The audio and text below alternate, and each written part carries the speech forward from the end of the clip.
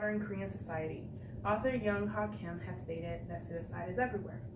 Suicide is the fourth most common cause of death in South Korea. According to the World Health Organization, on an average, 40 people commit suicide a day. South Korea also has the highest suicide rate among the Organization for Economic Cooperation and Development, or OECD nations. South Korea is also the only OECD nation that has had increased suicide rates since the 1990s. In South Korea, men have a suicide rate that is twice as high as women. This is due to the fact that men use more severe and lethal methods such as hanging, which leads to a higher suicide completion rate. But women have a higher suicide attempt rate, and South Korea has the highest female suicide rate out of all the OECD nations. South Korea also has the highest suicide rate for children ages 10 to 19 in the entire world. They also have an extremely high suicide rate for the elderly. I first became interested in South Korea's high suicide rates when I began learning South Korean culture in high school. Today, I would like to inform you of 3 causes of suicide in South Korea and how they individually play a role in this epidemic.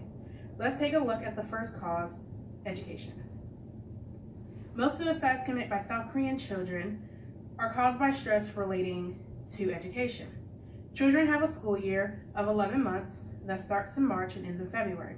They often spend 16 hours a day at school and at after-school programs known as hagwons. It is not unusual for children to spend long hours into the night studying due to high-stress educational environments. This is all done to get into the top 3 universities that have mid-school acceptance rates. Family prestige and honor are tied into where a child goes to college. This causes children to commit suicide due to the stress of upholding prestige. Bullying is also prominent in the academic settings. According to the Korean Institute for Health and Social Affairs, 30% of students are bullied. Students are also subjected to what is known as the phenomenon of wangta. Wangta is where an entire class ignores a student not only for a day, a week, or a month, but for an entire year. This is extremely damaging to the psyche of a child because this is where they spend most of their days. In 2011, a child known as Sung Min committed suicide due to constant brutal bullying. 5 months prior, a female student from the same school committed suicide, and the school did nothing to ensure another tragedy did not occur. As you can see, South Korea's educational system is extremely harmful, but so is their media. Did you know that South Korea experiences a surge of suicides after celebrity deaths? According to a study on the impact of 13 celebrity suicides on subsequent suicide rates in South Korea from the years 2005 to 2019, 3 out of 11 cases showed an increase in suicides. The degree of media coverage also has an impact on suicide rates. The more media that is shown on celebrity suicide, the more suicides happen. Celebrity suicides also lead people to do copycat suicides. After Lee Eun-jun's death in 2005, there was an increase in hangings as a method of suicide. It is also believed that high internet usage will increase suicides.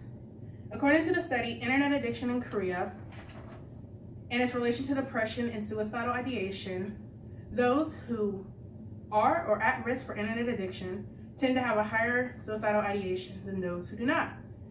Now that we've looked at education and media, it's time to look at the most harmful cause, mental illness and the stigma around it. Over 2 million people suffer from depression annually in South Korea.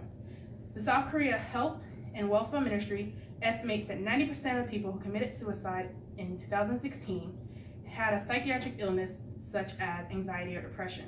Out of that 90%, only 15% received any form of treatment. Korean culture puts emphasis on diligence, modesty, and stoicism, which is part of the reason why Koreans do not go out and seek treatment. Getting treatment is also seen as shameful. Many South Koreans turn to self-medication instead of psychiatric treatment. Self-medication includes exercise, social media, religion, and alcohol abuse. Alcohol abuse is the most common and deadliest form of self-medication in South Korea. According to the Euromonitor International, South Koreans consume the largest amount of hard liquor. An average for a South Korean adult is 14 shots a week. In the US, the average is only 3 shots a week. 40% of attempted suicides are done while the person is drunk. Even though alcohol abuse is deadly, it is more socially acceptable to abuse alcohol than to go to psychiatric visits for treatment. South Korea's government has taken some measures to battle the high suicide rates. Unfortunately, most of those measures have been ineffective. In 2016, only $7 million was spent on mental health. 64% of that went to hospitals. Compared to Japan's $130 million that was spent on healthcare, South Korea barely contributed anything. Throwing money at a problem is not a solution, but South Korea does need to invest in its people and their welfare. To this day, South Korea believes that happiness is related to the economic success of its society. I guess they didn't realize that as their economy grew, so did the rates of suicide and depression. South Korea needs to take an active role in the physical and mental health of their citizens. They need to realize that to be sustainable, they need to be both economically and socially viable. South Korea needs to take action in protecting its citizens from the biggest threat of all, themselves. Thank you. Any questions?